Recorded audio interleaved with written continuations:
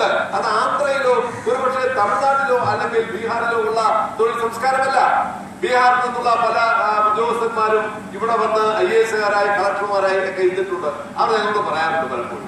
കാരണം അവിടെ രാജഭരണം പോലെയാണ്, ജന്മിത്ത ഭരണം പോലെയാണ്. അവിടെ അല്പം കാശും ചക്രവും എല്ലാം ഉണ്ടെങ്കിൽ പാവങ്ങളെ എങ്ങനെ കൈകാര്യം ചെയ്യാം? അങ്ങനെ കൈകാര്യം ചെയ്യാവുന്ന സംസ്കാരമല്ല കേരളത്തിലുള്ളത്. കേരളത്തിൽ പാവപ്പെട്ടവരാണെങ്കിലും അവന്റെ പ്രത്യേകതയുണ്ട്, അവന്റെ സംസ്കാരമുണ്ട്, അവനൊരു അന്തസ്സുണ്ട്. ആ അന്തസ്സുണ്ട് എന്നുള്ള പ്രാഥമികമായ വിവരം CGM മനസ്സിലാക്കണം. അവിടത്തെ പോലെ വീട്ടിൽ വന്ന് കാത്തു നിന്ന് വേലക്കാരെ പോലെ പെരുമാറുന്നവരല്ല കേരളത്തിലെ തൊഴിലാളികൾ. അതുകൊണ്ട് കേരളത്തിലെ തൊഴിലാളികളുടെ സംസ്കാരം പഠിക്കുക എന്നുള്ളതാണ് റാവു ചെയ്യപ്പെട്ട സാധനം. അദ്ദേഹം നിങ്ങൾ പറയുന്ന പോലെ സ്വാതപ്രാസംഗം പറഞ്ഞ പോലെ അത്ര മോശപ്പെട്ട ആണെന്ന് ഞാൻ വിചാരിക്കുന്ന ആദ്യ ബുദ്ധിമാനായിരുന്നു. കാരണം എന്തുകൊണ്ടെന്ന് പറഞ്ഞാൽ അദ്ദേഹം എടുത്തിരിക്കുന്നത് ശബ്ദമുള്ളവരെല്ലാം അടിച്ചമർത്തുക, ശബ്ദത്തെ ഇല്ലാതാക്കുക, എന്തിനു വേണ്ടി? തോന്നിയ പോലെ കാര്യങ്ങൾ ചെയ്യാൻ ശ്രമിക്കുക. അതാണ് പറഞ്ഞു വേണ്ടി ശബ്ദിക്കുന്ന ഉദ്യോഗസ്ഥന്മാർ കാണുമല്ലോ കൂട്ടത്തിൽ. മാന്യമര്യാദയായി അന്തസ്സായി ജീവിക്കുന്ന, ശമ്പളം വാങ്ങിച്ച് കുടുംബത്തെ അന്തസ്സായി നോക്കുന്ന ഉദ്യോഗസ്ഥന്മാരുണ്ടല്ലോ. ആ ഉദ്യോഗസ്ഥന്മാർ അനീതിക്കും അനാവശ്യങ്ങൾക്കുമെതിരെ ശബ്ദം ഉയർത്തുന്നവരെ ആദ്യം അവരെ അടിച്ചു താഴെയിടുക, അവരുടെ ശബ്ദത്തെ ഇല്ലാതാക്കുക. അതിനുവേണ്ടി അവരെ സ്ഥലമാറ്റം ചെയ്യാൻ പറ്റുമെങ്കിൽ സ്ഥലമാറ്റം ചെയ്യുക, അവരെ നടപടിയെടുക്കാൻ പറ്റി നടപടിയെടുക്കുക. അപ്പോൾ നമ്മുടെ കൂട്ടത്തിലുള്ള ശബ്ദം ഉയർത്താവുന്നവരെ ആ രീതിയിൽ കൈകാര്യം ചെയ്യുമ്പോൾ ബാക്കിയുള്ളവർ പേടിക്കും. അവൻ പിന്നെ അറിയാലോ, കണ്ടില്ലേ ഇയാള് വലിയ ആളിനെ പോലും കൈകാര്യം ചെയ്തിരിക്കുന്ന രീതി കണ്ടോ? അപ്പൊ നമുക്ക് എങ്ങനെയാണ് അങ്ങനെ ഈ പറയുന്ന ജീവനക്കാരെ അവർ ഈ ശബ്ദത്തിനെതിരെ ശബ്ദം ഉയർത്തുന്നവര് അവരെയെല്ലാം കൈകാര്യം ചെയ്ത് കഴിഞ്ഞാൽ പിന്നെ ഇതെല്ലാം തോന്നിയവാസം പോലെ ചെയ്യാം, തന്റെ കീശ വീർപ്പിക്കാം എന്നുള്ള ഒരു ദുഷ്ടബുദ്ധി പരിചയമുള്ള ഒരു വ്യക്തി എന്നുള്ള ഞാൻ പറയും. അതാണ് അദ്ദേഹത്തിന്റെ പറയുന്ന കാര്യങ്ങൾ. അതൊരു പക്ഷേ നിങ്ങൾക്ക് പരിശോധിച്ചാൽ കാണാം. ഇപ്പോൾ എയർടെൽ ഉൾപ്പെടെയുള്ള പ്രൈവറ്റ് കമ്പനികൾ ഇദ്ദേഹത്തിന്റെ സുഹൃത്താണ്. നിങ്ങൾ പരിശോധിക്കണം. നിങ്ങൾ എത്ര ജീവനക്കാർ പരിശോധിക്കാൻ അറിയില്ല. കാരണം ഇദ്ദേഹം വരുന്നതിന് മുമ്പ് ഏകദേശം 5.5 ലക്ഷം കണക്ഷൻ സ്വകാര്യ മേഖലയിൽ നിന്നും ഇങ്ങോട്ട് വന്നിരുന്നുവെങ്കിൽ ഇദ്ദേഹം വന്ന് ചാർജ് എടുത്തതിന് ശേഷം 3-3.5 കോടി കണക്ഷനുകളെ വരുത്തുള്ളൂ അല്ലേ എന്ന് പറയാൻ അർത്ഥം എന്താണ്? എയർടെലുകാരെ സംബന്ധിച്ചും സ്വകാര്യ കമ്പനികളെ സംബന്ധിച്ച് അവരിൽ നിന്നുള്ള കണക്ഷൻ BSNL-ലേക്ക് പൊയ്ക്കൊണ്ടിരുന്നത് നിന്നു എന്ന് പറഞ്ഞാൽ ഇദ്ദേഹത്തിനോട് അവർക്ക് ശത്രുത തോന്നുന്നു, ഇദ്ദേഹത്തിന് സന്തോഷം തോന്നുന്നു. കാരണം ഇരിക്കുന്ന ഉദ്യോഗസ്ഥന്റെ കാലഘട്ടത്തിൽ അവർക്ക് നഷ്ടം സംഭവിച്ചാൽ, അവരുടെ കണക്ഷനുകൾ BSNL-ലേക്ക് പോയാൽ തീർച്ചയായിട്ടും അവർക്ക് ആ ഉദ്യോഗസ്ഥനോട് വൈരാഗ്യം തോന്നും. കാരണം ഞങ്ങളെ ദോഷപ്പെടുത്തുകയാണല്ലോ, ഞങ്ങളെ ഭാവി ഇല്ലാതാക്കുകയാണല്ലോ. പക്ഷെ മിസ്റ്റർ റാവു വന്നതിന് ശേഷം ഈ കാലഘട്ടത്തിൽ എന്റെ അറിവ് ശരിയാണെങ്കിൽ 3.5 ലക്ഷത്തോളം കണക്ഷനുകൾ മാത്രമേ പുറത്തുനിന്ന് വന്നിട്ടുള്ളൂ, 5 ലക്ഷം വന്ന സ്ഥാനത്ത്. അപ്പോ സ്വകാര്യ മേഖലയിൽ സുഹൃത്താണ്, അവർ അദ്ദേഹത്തിനെ പറ്റി നല്ലത് പറയും, അതേ നല്ല കാര്യങ്ങൾ പ്രചരിപ്പിക്കും എന്ന് മാത്രമല്ല ഇപ്പോൾ ഒരു വിഷയം ഉയർന്നു വന്ന ഈ നോട്ടൽ കമ്പനിയുമായുള്ള വിഷയം ഞാൻ ഇതിൽ പറഞ്ഞപ്പോൾ എനിക്ക് അത്ര അത് ബോധ്യമായി. എന്നാൽ ഈ നോട്ടൽ കമ്പനിയുടെ നഷ്ടപരിഹാരവുമായി ബന്ധപ്പെട്ട 30 കോടിയുടെ വിഷയം പരിശോധിക്കുമ്പോഴാണ് CGM എന്ന് പറയുന്ന നിങ്ങളുടെ ഉയർന്ന ഉദ്യോഗസ്ഥന്റെ കുശാഗ്ര ബുദ്ധി നിങ്ങൾക്ക് മനസ്സിലാക്കാൻ കഴിയും.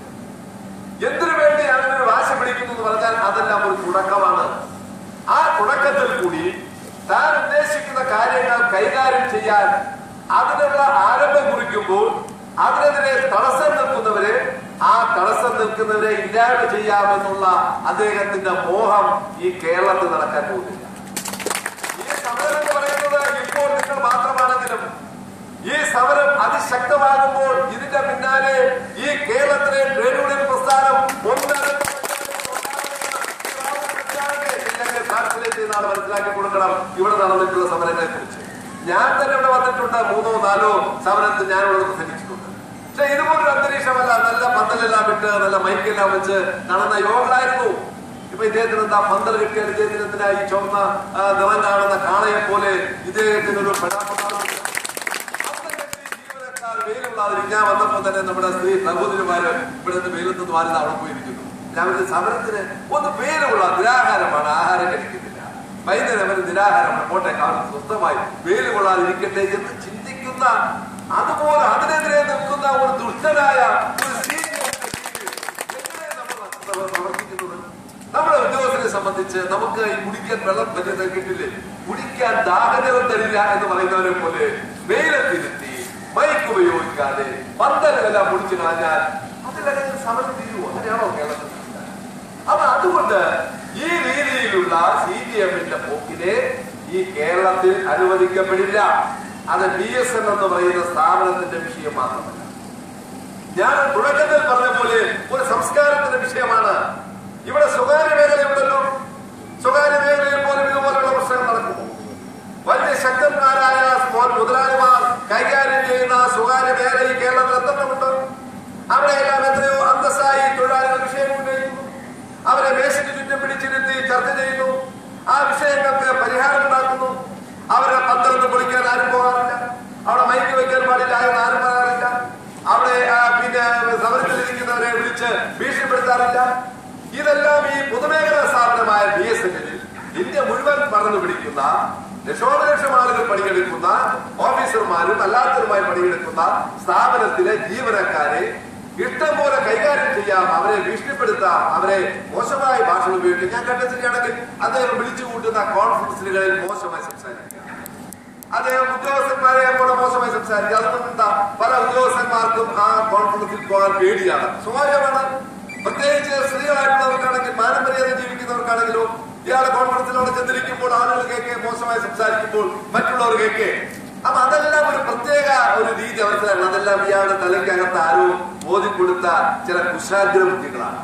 അങ്ങനെ ഓപ്പണായി ജീവനക്കാരുടെ മുമ്പിൽ വെച്ച് പ്രത്യേകം ചില ജീവനക്കാരെ തിരഞ്ഞെടുത്ത് അവരെ മോശക്കാരാക്കുക, അവരെ പറ്റി അനാവശ്യം പറയുക. അപ്പൊ വ്യക്തിഹത്യ എന്ന് പറയുന്ന പ്രധാനമന്ത്രി രാജ്യമാണെങ്കിലും മറ്റിനെയാണെങ്കിലും മറ്റെല്ലാം നമ്മൾ സഹിച്ച് ജീവിക്കും. പക്ഷെ നമ്മുടെ വ്യക്തിത്വത്തെ ചോദ്യം ചെയ്യുക എന്ന് പറഞ്ഞാൽ അത് നമുക്ക് സഹിക്കാറില്ല. അവിടെയാണ് CPM-ന്റെ കുശാഗ്ര ബുദ്ധി, അവിടെയാണ് ഹാമർ കൊണ്ടടിക്കുന്നത്. അപ്പൊ തൊഴിൽ ജീവനക്കാരും ഓഫീസർമാരും കൂടിയിരിക്കുമ്പോൾ അവിടെ മുമ്പിൽ വെച്ച് പ്രത്യേകമായ 1-2 പേരെ മോശമായി സംസാരിക്കുക, മറുപടി പറയാൻ പറ്റൂ. കാരണം ഒരു പ്രോട്ടോകോൾ അനുസരിച്ച് ഉദ്യോഗസ്ഥനോട് ഒരു കോൺഫറൻസിൽ വെച്ച് പെരുമാറാൻ പറ്റും, അതൊക്കെ അറിയാം. കാരണം IG വിളിക്കുന്ന പോലീസുകാരെ IG സബ് ഇൻസ്പെക്ടറുടെ മുഖത്ത് നോക്കി ഒരു കോൺഫറൻസിൽ മോശത്തരം പറഞ്ഞാലും സബ് ഇൻസ്പെക്ടർക്ക് തിരിച്ചു പറയാൻ പറ്റില്ല. കാരണം അതിന്റെ പോലീസ് കോണ്ടാക്ട് അനുസരിച്ച് അതിലെനിക്ക് അറിയാം. പക്ഷെ അതിനെ എല്ലാം ലംഘിച്ചുകൊണ്ട് റാവു വയറ് നിറയെ ഇപ്പോ കേട്ടോണ്ടിരിക്കുകയല്ലേ, കേട്ടോണ്ടിരിക്കുകയല്ലേ. അതിലെങ്കിലും റാവു വിചാരിക്കട്ടെ, റാവു ജീവിക്കുന്ന ആന്ധ്ര ഈ പറയുന്നത് കേരളത്തെക്കാളും മോശമൊന്നുമല്ല, ഇതിനേക്കാൾ വിപ്ലവകാരികളുള്ള ഒരു സംസ്ഥാനമാണ് തെലങ്കാന സമരം ഉൾപ്പെടെ നമ്മൾ കണ്ടില്ലേ. പക്ഷേ ഈ നല്ല ചായക്കടയിൽ കയറി ചായ കുടിച്ചിട്ടാന്നുള്ള നാളെ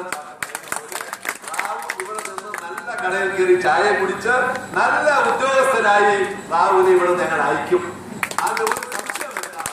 അതുകൊണ്ട് ഈ നടത്തുന്ന സമരത്തിൽ ഞാൻ ദീർഘമായി ഒന്നും പറയുന്നില്ല, ഈ നടത്തുന്ന സമരത്തിൽ നിങ്ങൾ മാത്രമല്ല, ഈ സമരം വിജയിപ്പിക്കുന്നതിന് വേണ്ടിയുള്ള അതിശക്തമായ നിങ്ങളുടെ മുന്നോട്ടുള്ള പ്രവർത്തനത്തിൽ നിങ്ങളോടൊപ്പം റേഡിയോയുടെ പ്രസ്ഥാനം കേരളത്തിൽ ഞാൻ പറയാൻ നിങ്ങൾക്ക് അറിയാമല്ലോ, അവർ മെല്ലെ മെല്ലെ വരും. നിങ്ങൾക്കൊന്നും ഭയപ്പെടേണ്ട, ഇന്നിവിടെ ഇരിക്കുന്നു, നാളെ ഇരിക്കണം, മറ്റന്നായിരിക്കുന്നു എന്നതുകൊണ്ടൊന്നും നിങ്ങൾ ഭയപ്പെടേണ്ട. മെല്ലെ മെല്ലെ ഈ സമരം ഈ കേരളത്തിലെ തൊഴിലാളി പ്രസ്ഥാനം ഏറ്റെടുക്കും. കാരണം ഇവിടെ വായിക്കണം, അതിനൊന്നും കേരളത്തിലെ തൊഴിലാളി പ്രസ്ഥാനം ഒരിക്കലും തയ്യാറാവില്ല. അവിടെ CIT-യും AITC-യോ BMS-ഓ HMS-ഓ IUTC-യോ ഒരു വ്യത്യാസം ഉണ്ടാവില്ല, മനസ്സിലായിക്കോളൂ. കാരണം കഴിഞ്ഞ 48 മണിക്കൂർ നടന്ന സമരം, ഇന്ത്യയിൽ നടന്ന സമരം AITC-യും INTC-യും CIT-യും BMS-ഉം HMS-ഉം ഉൾപ്പെടെയുള്ള എല്ലാ തൊഴിലാളി സംഘടനകളും ഒരുമിച്ച് നടത്തിയ സമരമായിരുന്നു 48 മണിക്കൂറിലെ ഇന്ത്യയിലെ പൊതുപണിമുടക്ക് എന്ന് പറയുന്നത്. ആ പൊതുപണിമുടക്കിൽ പങ്കെടുത്തവർ കൊടിയുള്ളതെന്ന് നോക്കാതെ ആ വേണുകുടിയന്റെ പ്രത്യേകമായ ചിന്താഗതികളെല്ലാം മാറ്റിവെച്ചുകൊണ്ട് ഒരുമിച്ച് അണിനിരന്ന സംസ്കാരം വളർന്നു വരുമ്പോൾ നിങ്ങൾ നടത്തുന്ന ന്യായമായ സമരത്തിന് ആ സമരത്തിന് എല്ലാ തൊഴിലാളിമാരും ഉണ്ടാകും. അതുകൊണ്ട് നിങ്ങൾ ഒറ്റയ്ക്കല്ല എന്നുള്ള ചിന്തയോടുകൂടി ഈ സമരം മുന്നോട്ട് പോകണം. ഞാൻ പിന്നെ കേട്ട അദ്ദേഹത്തിന്റെ ഒരു പുതിയ കാര്യമാണ്, എന്തിനാണ് വീട്ടിൽ പോകുന്നത് എന്നൊരു ചോദ്യം. കാരണം എന്നും കേരളത്തിന്റെ ഒരു പുതിയ സംസ്കാരം, എന്തിനാണ് നിങ്ങൾ രാവിലെ ഓഫീസിൽ വന്നാൽ തിരിച്ച് വീണ്ടും വീട്ടിൽ തന്നെ പോകുന്നു? അതിനുവേണ്ടി എന്തിനാണ് ഈ ട്രെയിനിൽ ഇങ്ങനെ കൂടുതൽ യാത്ര ചെയ്യുന്നത്, ബസ്സിൽ യാത്ര ചെയ്യുന്നത് കേട്ടപ്പോൾ വാസ്തവം. കാരണം രാവിലെ വീട്ടിൽ നിന്ന് പോയാൽ തിരിച്ച് വീട്ടിൽ ഭാര്യയുടെയോ ഭർത്താവിന്റെ ഇടയ്ക്കോ എത്ര സംസ്കാരത്തിന് പകരം വേറെ വീടുകളിൽ പോകുന്നതാണ്.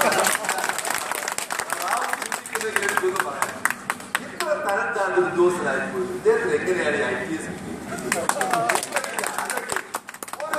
നിങ്ങൾ എന്തിനാണ് എന്നും വീട്ടിൽ പോകുന്നു എന്ന് ചോദിച്ചാൽ നമ്മൾ പറയുന്ന അവരുടെ നീ വേറെ പോയി കിടക്കാതെ നീ നേരെ വീട്ടിൽ പോകും എന്ന് നമ്മൾ പറയുള്ളൂ. കാരണം നമ്മളുമായി ബന്ധപ്പെട്ട ആളുകളെല്ലാം പലപ്പോഴും വീട്ടിൽ കൃത്യമായി പോകാതെ വരുമ്പോൾ അവരെ നമ്മൾ ഉപദേശിക്കുന്നത് എന്താണ്?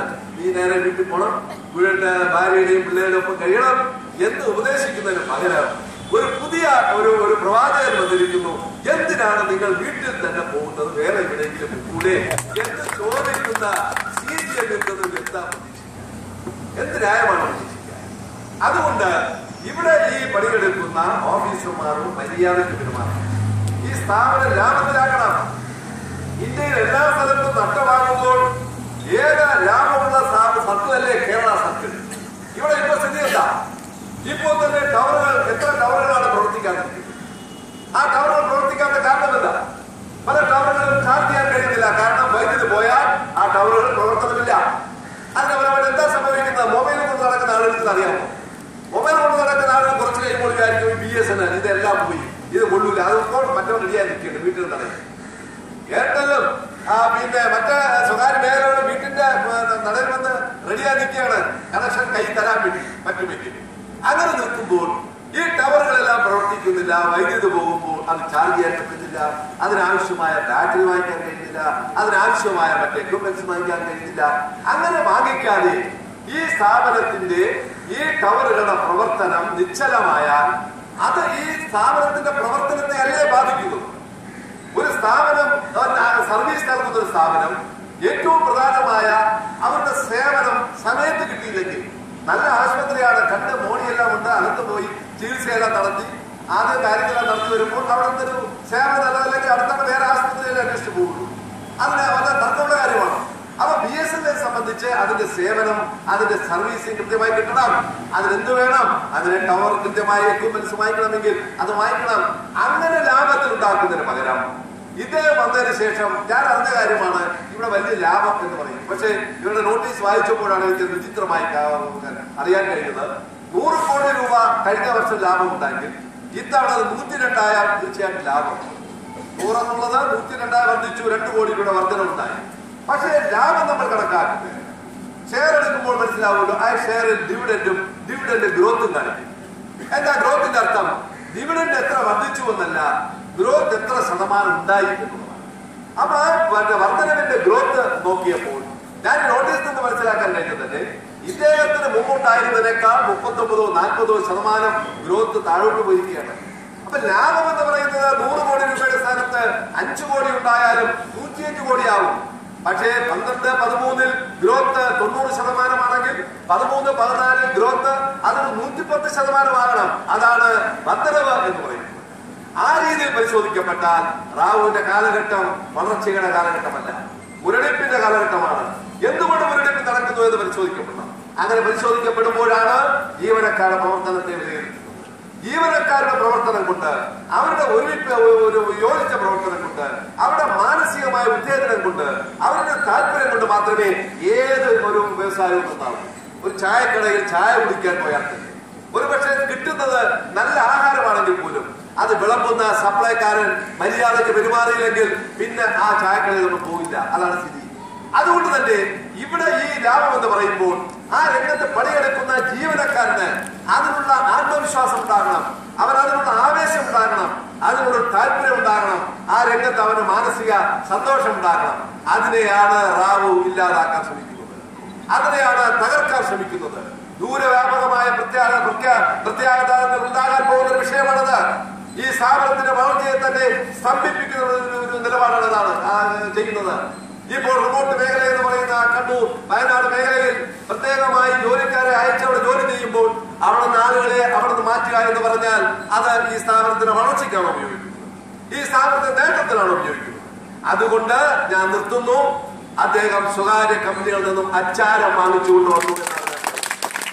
സ്വകാര്യ കമ്പനികളിൽ നിന്നും അച്ചാരം വാങ്ങിച്ചുകൊണ്ടുവന്ന് ഈ ലാഭത്തിൽ ഇന്ത്യയിൽ ഏക ലാഭത്തിലുള്ള ഈ സർക്കിളിനെ കൂടി നഷ്ടത്തിലാക്കി കൊടുക്കാമെന്ന് ഈ കമ്പനികളോട് പറഞ്ഞ് അവരിൽ നിന്നും ആവശ്യത്തിനുള്ള അച്ചാരമെല്ലാം വാങ്ങിച്ച് കീശയിലാക്കി വന്ന റാവു ഞങ്ങൾ വിടില്ല, നിങ്ങളെ വിടാൻ പോകുന്നില്ല. മര്യാദയ്ക്ക് ഒരു മേശയ്ക്ക് ചുറ്റും ഇരുന്ന് കാര്യങ്ങൾ ചർച്ച ചെയ്ത് കാര്യങ്ങൾ കേട്ട് കാര്യങ്ങൾ തീരുമാനിക്കുന്നതിന് പകരം നിങ്ങളുടെ വീട്ടിലെ വേലക്കാരനായി വരില്ല. നിങ്ങൾ ഒരുപക്ഷെ IPS ഉണ്ടെങ്കിലും അതിനേക്കാളെല്ലാം യോഗ്യതയുള്ളവരാണ് ഇവിടെ ഇരിക്കുന്നത് മനസ്സിലാക്കണം.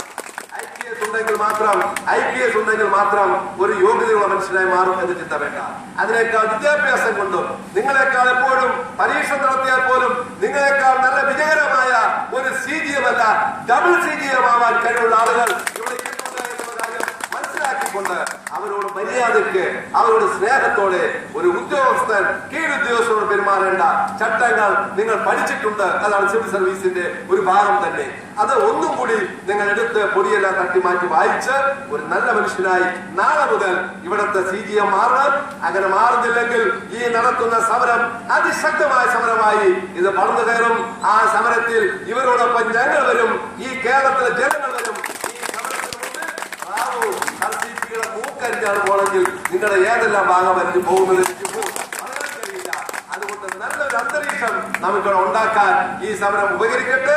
ആ ഒരു താല്പര്യത്തോടു കൂടി ആ ഒരു നിശ്ചയത്തോടു കൂടി നിങ്ങൾ മുന്നോട്ട് വരണം എന്ന് മാത്രം പറഞ്ഞുകൊണ്ട് ഈ സമരത്തിൽ പങ്കെടുത്തവരെ വീണ്ടും ഞാൻ അഭിവാദ്യം ചെയ്യുന്നു, നിർത്തുന്നു. നിങ്ങൾക്ക് എന്റെ വിപ്ലവ അഭിവാദ്യങ്ങൾ.